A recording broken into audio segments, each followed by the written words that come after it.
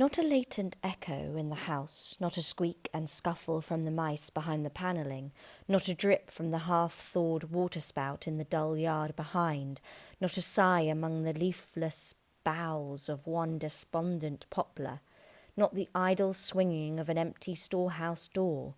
No, not a clicking in the fire, but fell upon the heart of Scrooge with a softening influence, and gave a freer passage to his tears.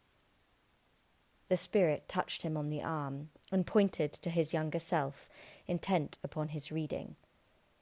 Suddenly a man in foreign garments, wonderfully real and distinct to look at, stood outside the window with an axe stuck in his belt, and leading an ass laden with wood by the bridle.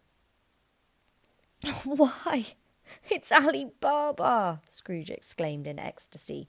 "It's dear old honest Ali Baba!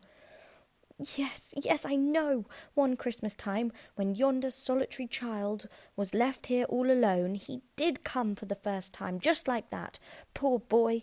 And Valentine," said Scrooge, "and his wild brother Orson. There they go. And what's his name, who was put down on his drawers, asleep at the gate of Damascus? Don't you see him? And the Sultan's groom, turned upside down by the genie. There he is, upon his head. Serve him right. I'm glad of it. What business had he to be married to the princess?" To hear Scrooge expending all the earnestness of his nature on such subjects, in a most extraordinary voice between laughing and crying, and to see his heightened and excited face, would have been a surprise to his business friends in the city, indeed. "There's the parrot!" cried Scrooge. "Green body and yellow tail, with a thing like a lettuce growing out of the top of his head. There he is! Poor Robin Crusoe," he called him, when he came home again after sailing round the island. "Poor Robin Crusoe! Where have you been, Robin Crusoe?" The man thought he was dreaming, but he wasn't. It was the parrot, you know. There goes Friday, running for his life to the little creek. "Halloa! Hoop! Halloo!"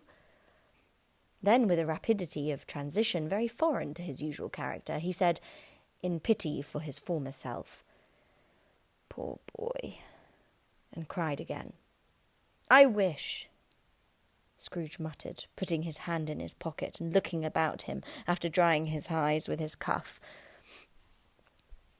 "but it's too late now." "What is the matter?" asked the spirit.